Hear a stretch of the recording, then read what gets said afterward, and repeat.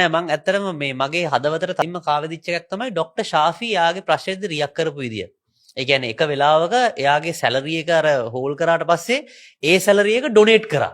ආපු සල්ලි ටික මුළු මොනින්ම ඩොනේට් කරා. මම ආයි දන්නේ නැහැ මම දන්නේ නැහැ මොන හරි වරදක් වෙලා තියෙනවද කියලා නිවැරදිම වෙන්නේ. අපි වාර්තා වෙලා තියෙන ඒක ඩොනේට් කරා. ඒකෝට මම දැනුවත්ත එයා ඒ ගහපු කට්ටියට ආයි නැවත වචනකින්වත් මුකුත් කිව්වෙත් නැහැ. ඒකට උසාවි ගිහිල්ලා ඒ කියන්නේ ඕන්නම් ඉතින් දැන් මේව කරන්න තිබුණනේ.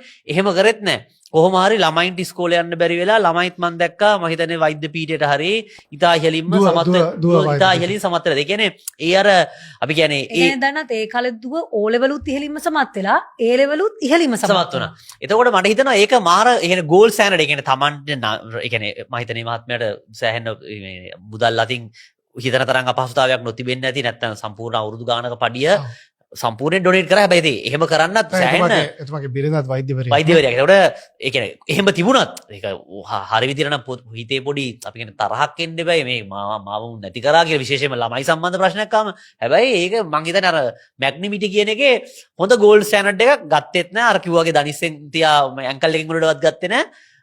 දීලා මං හිතන්නේ ඊටාම ඒකෙත් මට හිතෙනවා මෙහෙම කියන්නේ අර එහෙම වෙන්න පුළුවන් මේ මිනිස්සෙක්ට ඒක ඉතින් කොතනින් හරි ආගමිකින් හරි නැත්නම් සංස්කෘතිකමය පරිසරයකින් හරි සමාජ පරිසරයකින් හරි පෞලිකින් හරි එන මොකක් හරි තදබල වැලියු සිස්ටම් එකක් තියෙනවා. තමන්ගේ වැලියු සිස්ටම් එක. තමන්ගේ වැලියු සිස්ටම් එකක් තියෙනවා. නැත්නම් සාමාන්‍ය කියන්නේ මට නම් ශාෆි වෙන්න බෑ කීයටවත්.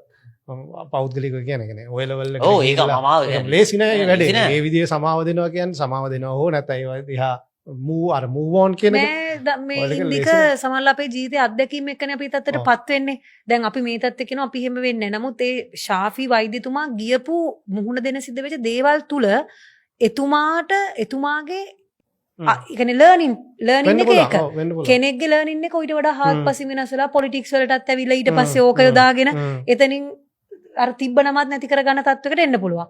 අනිත් පැත්තෙන් කෙනෙක්ගේ ඒක තුල යනකොට සමහරලාට සමහර හොඳ අවබෝධයක් ඇති වෙන මේ හැම දෙයක් ගැනම. ඒක ඩ්‍රයිව් කරා වෙන්න පුළුවන් සමහරලාට ඒ ඩිසිෂන්ස් වලට. ඒතර අපේ ජීවිතේ ඕන දෙයක් සිද්ධ වෙන්න පුළුවන්. හැබැයි දන්නාත් වගේ අපි ඒකට රෙස්පොන්ඩ් කරන්නේ කොහොමද රියැක්ට් කරන එක මත අපි ඉතුරු කරලා යන ලෙගසි එක මොකක්ද කියන එක තීරණය වෙනවා. ආණ්ඩුවට ඉතින් ඇත්තටම ලොකු මේකක් තියෙනවා දැන් කියන්නේ අර දැන් පොඩ මැචුවරිටි ඇතුව අර මෝරන්ඩෝනේ කාලේ දැන්